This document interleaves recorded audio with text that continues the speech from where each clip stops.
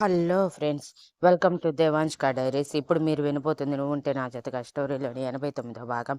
సాయంత్రం డల్గా తన ఫ్లాట్కి వెళ్ళిపోతున్న వేణుని చూసి మహీకి, మహాలక్ష్మికి, శక్తికి బాధగా అనిపించిన రుద్రకి మాత్రం వేణు తనని తాను తక్కువ చేసుకోవటం నచ్చక అసలు వేణుని పట్టించుకోకుండా వెళ్ళిపోయాడు. ఇంటికి వెళ్ళాక సమన్వి వచ్చిన దగ్గర నుంచి కనీసం రూమ్లో నుంచి బయటికి రాలేదని మంజుల గారి ద్వారా తెలుసుకున్న శక్తి కంగారుగా సమన్వి దగ్గరికి వెళ్తూ ఉంటే రుద్ర తన చేయి పట్టుకుని ఆపి, ఇప్పుడు కాదు తర్వాత అని కళ్ళార్పి చెప్పగానే శక్తి అసహనంగా రుద్ర చేతుల్లో నుంచి తన చేతిని విడిపించుకుని రూమ్కి వెళ్ళిపోతే మహి మాత్రం బాధగా సమన్వి రూమ్ దగ్గరికి వెళ్తాడు. మహి సమన్వి దగ్గరికి వెళ్ళాడని రుద్ర ఆగిపోయి శక్తి వెనక రూమ్కి వెళ్ళాడు. మహి వెళ్ళి రూమ్ డోర్ కొడితే సమన్వి అసహనంగా, ఇప్పుడు ఎవరూ నన్ను డిస్టర్బ్ చేయకండి అని అరిచింది. సమన్వి నేను అనగానే మహి వాయిస్ వినిపించి కోపంగా డోర్ తెరిచి, ఎందుకు వచ్చావురా? నీ చెల్లి ఎంతలాభ ఏడుస్తుందో చూడటానికి వచ్చావా? మీ అందరికీ నా మనసు అంటే ఆటలుగా ఉంది కదా, అందుకే నా ప్రేమని నాకు దూరం చేసి ఆడుకుంటున్నారు అని అరుస్తూ ఉంటే మహి కంగారుగా సమన్వి నోరు మూసి లోపలికి తీసుకువెళ్ళి, ఒసేయ్ ఒసేయ్ ఏంటి ఆ అరవటం? బయట అమ్మ ఉంది, కనిపించలేదా నీకు? అమ్మకు కానీ ఈ మాటలు వినిపించాయంటే ఉదయం నువ్వు అన్నట్టు వేప మండలతో మాత్రమే కాదు, కొరడా కూడా తీసుకొని కొడుతుంది. నోర్ముయ్ అని డోర్ క్లోజ్ చేసి బెడ్ మీద కూర్చొని సమన్విని తన పక్కన కూర్చోబెట్టుకుని, అసలు నువ్వు ఎందుకు బాధపడుతున్నావు అని సీరియస్గా అడిగాడు. మహి క్వశ్చన్కి తిక్కరేగి, ఎందుకు ఏడుస్తున్నానో కూడా అర్థం కావట్లేదా అని ముక్కు చీదుతూ, ఎందుకు అర్థమవుతుందిలే, ఈ చెల్లి బాధ అన్నలకి అసలు ఎక్కటం లేదు కదా, అందుకే నా జీవితంతో ఆటలాడుతున్నారు అని మళ్ళీ మొదలు పెట్టగానే మహి తల పట్టుకుని, ఎహె ఆపు నీ నస, అయినా వేణు బావే నిన్ను వద్దనుకున్నాక నువ్వు ఏడ్చి మాత్రం ఏం ప్రయోజనం చెప్పు? ఎవరిని ఉద్ధరించాలని ఏడుస్తున్నావు? ఏడిస్తే నీకు కావలసినవి దొరుకుతాయా ఏంటి? అలా దొరుకుతాయి అంటే చెప్పు, నేను రోజుల తరబడి ఏడ్చి మహాలక్ష్మి దగ్గరికి వెళ్ళి మహాలక్ష్మిని పెళ్లి చేసుకునేలా చేసుకుంటాను అని సీరియస్గా అన్నాడు. సమన్వి ముక్కు చేది ఆ చేతిని మహి షట్కి పోయటానికి ముందుకు తీసుకురాగానే, ఏ చిచి నాకు పూయకు అంటూ మహి ఒక్కసారిగా ఎగిరి మరీ లేచి నిల్చుని చీదరగా సమన్వి చేతి వైపు చూశాడు. చెల్లెలంటే కొంచెం కూడా ప్రేమ లేదు, అందుకే ఇలా చేస్తున్నావు అంటూ ఆ చేతిని పక్కనే ఉన్న హ్యాండ్ కీకి తుడిచి, బావ నన్ను వద్దనలేదు, మీరే వద్దనేలాగా చేశారు. ముఖ్యంగా నువ్వు ఊరికూరికే మమ్మల్ని భయపెట్టింది చాలక రుద్ర అన్నయ్యని రెచ్చగొట్టి మా ఇద్దరిని వేరు చేశావు. పైగా చివరిలో ఏం మాట అన్నావు? మేమిద్దరం పెళ్లి చేసుకోవటానికి ఒప్పుకోవా? ఏం పీక్కుంటామో పీక్కోవాలా? ఇప్పుడు పీకుతారా అంటూ మహి జుట్టు పట్టుకొని పీకేస్తూ ఉంటే మహి సమన్వి చేతిలో నుంచి తన జుట్టుని లాక్కుని, బాబోయ్ అనవసరంగా నీ దగ్గరికి వచ్చాను, ఏదో ఏడుస్తున్నావు ఓదారుద్దామని వస్తే నన్నే బట్టతలోడిని చేద్దామని ఫిక్స్ అయ్యావు, నేను ఇక నీ దగ్గరికి రాను తల్లి అంటూ బయటికి వెళ్తూ ఉంటే సమన్వి మహి కాలర్ వెనక నుంచి పట్టుకుని, ఎక్కడికి వెళ్తున్నావు? ముందు నా పెళ్లి సవ్యంగా జరగటానికి ఐడియా ఇచ్చి వెళ్ళు, లేదంటే నా ప్రేమ ఓడిపోయినట్టే, నీ ప్రేమ ఓడిపోయి మహాలక్ష్మి వదిన నీకు దూరం అయిపోతుంది, ఇదే నా శాపం అని కోపంగా అంది.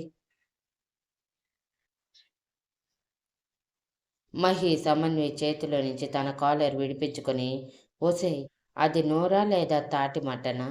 నీ ప్రేమ కోసం నా ప్రేమ కేసరి పెట్టాలనుకున్నావా? అయినా ఎవరి ప్రేమని వాళ్ళే సక్సెస్ చేసుకోవాలి, మధ్యలో వేరే వాళ్ళు దూరితే ఇదిగో ఇలాగే ఏడుస్తుంది. అయినా అన్నయ్య అందరితో మాట్లాడి నీ పెళ్ళి ఫిక్స్ చేయించేది ఏంటి? అమ్మతో ధైర్యం చేసి నీ ప్రేమ విషయం చెప్పలేకపోతున్నావా? లేకపోతే అమ్మ నీ ప్రేమ ఒప్పుకోదని భయపడుతున్నావా? అలా భయపడే దానివైతే అసలు నువ్వు ప్రేమించాల్సిన అవసరం కూడా లేదు అని సీరియస్గా అన్నాడు.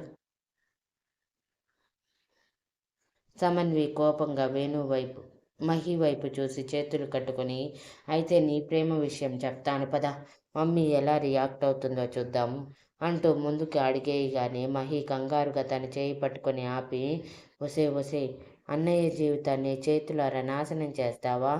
నా ప్రేమ ఒక మెట్టు కూడా ఎక్కలేదు, ఇంకా తొలకరి ప్రేమని తుఫానుగా మార్చి తీరం దాటేలా చేద్దామనుకుంటున్నావా? నేనొప్పుకోను అని అరిచాడు. సేమ్ సిచ్యువేషన్ ఇక్కడ. అమ్మకి చెప్తే అలా రియాక్ట్ అవుతుందో భయపడి చెప్పలేదు, అంతేకాని ధైర్యం లేక కాదు. ఇప్పటి వరకు బావ నా ప్రేమని ఒప్పుకోలేదని బాధపడితే ఇప్పుడు అన్నయ్య ఒప్పుకోకుండా మరో పెళ్లి చేస్తాను అని పంతంగా ఉండేసరికి బాధపడుతున్నాను. ముందు నువ్వు బయటికి పోరా అని అరిచింది. అరే పోతాను కానీ నీ దెయ్యపు మొహాన్ని కొంచెం కడిగి నీట్గా రెడీ అవ్వు, ఇలా నిన్ను ఎవరైనా చూస్తే దడుచుకొని చస్తారు అని టాపిక్ డైవర్ట్ చేసి బయటికి తుర్రుమంటే సమన్వి కోపంగా మహిని కొట్టడానికి ముందుకు వచ్చింది కూడా. మహి అలా వెళ్ళిపోగానే నిజంగానే దెయ్యంలా ఉన్నానా అనుకుంటూ అద్దంలో తనని తాను చూసుకోగా ఏడవటం వలన కాటుక చెంపల మీదకి చేరిపోయి నల్లగా కనిపిస్తూ జుట్టు మొత్తం రేగిపోయి మొహం మీద పడుతూ ఉంటే చీర మొత్తం నలిగిపోయి చిరాకుగా కనిపిస్తుంది. సమన్వి తనకి తానే చిరాకుగా చూసుకుంటూ, బాలేను, వెంటనే ఫ్రెష్ అవ్వాలి, తర్వాత నా ప్రేమ సంగతి తేల్చేయాలి, ఎలా బావ నన్ను వదిలేస్తాడో చూస్తాను అని కోపంగా అనుకుంటూ వాష్రూంలోకి వెళ్ళిపోయింది.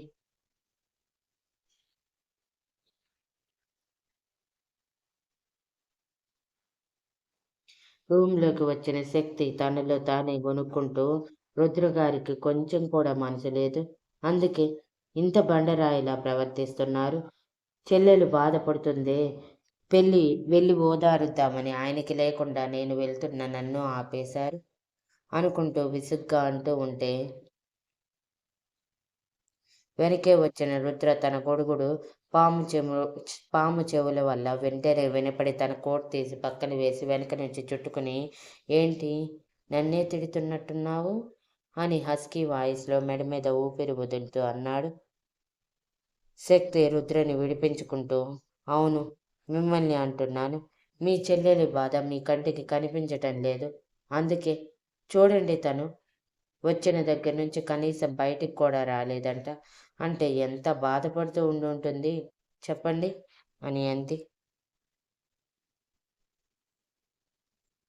అయ్యో స్వీటీ, నీకు ఒక సిద్ధాంతం తెలియదు, మనం ముందు ఎంత బాధపడతామో తర్వాత అంతకు రెట్టింపు సంతోషం చవిచూస్తాము, కాబట్టి నువ్వు అనవసరమైన విషయాల గురించి ఆలోచించటం మాని నన్ను పట్టించుకో అంటూ తన పెదవులు అందుకొని గాఢంగా ముద్దు పెడుతూ ఉంటే శక్తి రుద్ర కాలర్ గట్టిగా పట్టుకొని రుద్ర సడన్గా ముద్దు పెడతాడని ఊహించక బిగుసుకుపోయింది.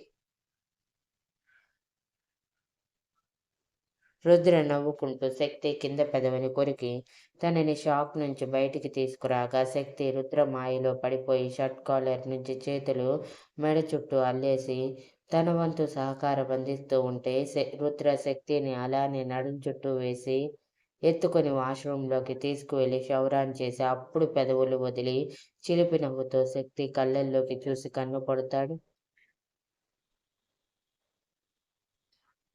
శక్తి అప్పుడు తేరుకొని, ఇది చీటింగ్, నేనేం మాట్లాడుతున్నాను, మీరేం చేశారు, మీరు ముద్దుతో నన్ను అన్నీ మర్చిపోయేలా చేయాలనుకుంటున్నారా, నెవర్, ముందు నేను అడిగిన దానికి సమాధానం చెప్పండి. సమన్వి ఎంతకాలం ఏడవాలి, వేణు అన్నయ్య ఎంతకాలం బాధపడాలి అని అడిగింది. వాళ్ళిద్దరూ నా దగ్గర నిజం దాచినందుకు, నన్ను తన వాళ్ళుగా అనుకోకుండా దూరం పెట్టినందుకు పనిష్మెంట్గా కొంతకాలం అయితే బాధపడాలి. ఇప్పుడు మన పర్సనల్ స్పేస్లో ఎవరిని రానివ్వకూడదు, కాబట్టి వాళ్ళ గురించి పక్కన పెట్టు అంటూ శక్తిని అల్లుకుపోవడానికి తన చుట్టూ చేతులు వేయగానే శక్తి విడిపించుకుంటూ, రుద్రగారు ఇది నైట్ టైం కాదు. ముందు ఫ్రెష్ అవ్వండి, కిందకి వెళ్దాం. తాతయ్యకి మనం అమ్మ వాళ్ళ ఇంటికి వెళ్ళామని చెప్పాలి కదా. అలాగే మహాలక్ష్మి అక్క గురించి కూడా చెప్పాలి కదా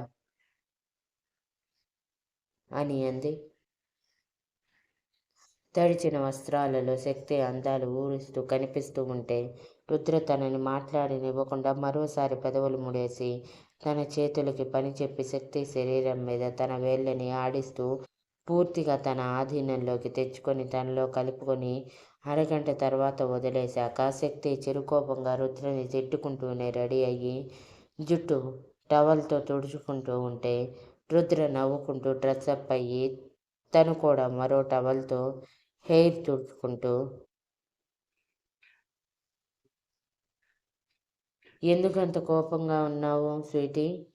కానీ ఏ మాటకు ఆ మాట చెప్పుకోవాలి. నీ కోపం చాలా బాగుంటుంది. ముఖ్యంగా నీ కోపంలో నన్ను చూసినప్పుడు నీ మొహంలో కనిపించే సిగ్గు ఇంకా బాగుంటుంది అని కొంటెగా అనగానే నిజంగానే శక్తి మొహంలో ఈసారి సిగ్గు కూడా చేరి బుగ్గలు ఎరిపెక్కాయి. చాలు చాలు మీ వేషాలు, ఇక పదండి అంటూ హెయిర్కి చిన్న క్లిప్ పెట్టి శక్తి కిందకి వెళ్ళిపోతే రుద్ర నవ్వుకుంటూ తన వెనక్కి వెళ్ళేసరికి మహి చెప్పిన మాటలు సమన్వయ మీద పనిచేసి ఎంతకాలం ఏడ్చి సాధిస్తాను, ఏడవకుండా డైరెక్ట్గా మమ్మీతో మాట్లాడటానికి ట్రై చేస్తాను అనుకుని సమన్వి కూడా ఫ్రెష్ అయి బయటికి వస్తుంది. కానీ మంజుల గారితో మాట్లాడటానికి ధైర్యం సరిపోక సైలెంట్గా ఉండిపోయింది.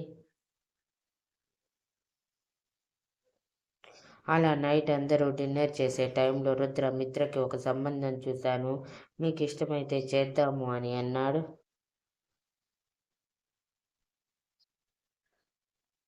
మాధవి గారు ఆతృతగా ఎవరి సంబంధం రుద్ర అని అడిగితే ఇప్పుడు చెప్పను, కానీ డైరెక్ట్గా చూద్దరు, ఇది సర్ప్రైజ్, మీకు మాత్రమే కాదు మన ఫ్యామిలీ అందరికీ అని సైడ్ స్మైల్తో చెప్పి నేను వాళ్ళతో మాట్లాడతాను, ఏ విషయం అనేది చెప్తాను అని అన్నాడు. అందరూ సరే అనగానే మిత్ర మాత్రం టెన్షన్గా అప్పుడే పెళ్ళయ్యాక అక్కడ కూడా నన్ను ఇలాగే ఫ్రీగా ఉండనిస్తారా, లేకపోతే రిస్ట్రిక్షన్స్ అంటూ స్వాతిలాగా ఇంటికే పరిమితం చేస్తారా అని టెన్షన్ పడుతూనే ఏదో తిన్నాను అంటే తిన్నాను అనిపించి తన రూమ్కి వెళ్ళిపోయింది. యాజ్ యూజువల్ సమన్వి రూమ్కి వెళ్ళాక వేణుకి ఫోన్ వస్తే అప్పటికే వేణు సమన్విని మర్చిపోవటానికి ఫిక్స్ అయ్యి తన నెంబర్ బ్లాక్ చేయటం వలన ఫోన్ చేసిన వెంటనే కట్ అయ్యేసరికి అది ఎందుకో అర్థమైన సమన్వి వేణుని తిట్టుకుంటూనే నిద్రపోతే మహాలక్ష్మి ఊహల్లో నిద్రపోయాడు. మరోవైపు రుద్రశక్తి తమ నైట్ అవుట్ని సక్సెస్ఫుల్గా కంప్లీట్ చేసి అర్ధరాత్రి ఎప్పుడో హ్యాపీగా నిద్రపోయారు. తర్వాత రోజు ఉదయం 11 గంటల టైంలో రిసెప్షనిస్ట్ అభినవ్ వచ్చాడని రుద్రకి ఇన్ఫర్మేషన్ ఇస్తే తనని డైరెక్ట్గా తన క్యాబిన్కి తీసుకురమ్మని చెప్పే శక్తితో స్వీటీ నువ్వు కొంచెం సేపు బయట వెయిట్ చేయి, అర్జెంట్ మీటింగ్ ఉంది అని అన్నాడు. శక్తి అయోమయంగానే బయటికి వెళ్ళే టైంకి అభినవ్ కూడా లోపలికి వస్తూ డోర్ దగ్గర ఒకరికొకరు ఎదురై శక్తి అభినవ్ వైపు ఆశ్చర్యంగా చూసి రుద్ర వైపు చూసేసరికి రుద్ర శక్తి వైపు చూడకుండా కమ్ అభినవ్, నీకోసమే వెయిట్ చేస్తున్నాను అని అన్నాడు. అభినవ్ మాత్రం అచ్చంగా పూర్తిగా శృతిలానే ఉన్న శక్తిని చూసి ఆశ్చర్యంతో చూస్తూనే ఉన్నవాడు రుద్ర పిలుపుకి తేరుకొని లోపలికి అడుగు పెడితే శక్తి అయోమయంగా బయటికి అడుగుపెట్టి వేణు ఎలా ఉన్నాడో చూద్దామని అతని క్యాబిన్కి వెళ్ళింది. Thank you for listening and please like, share, comment and subscribe.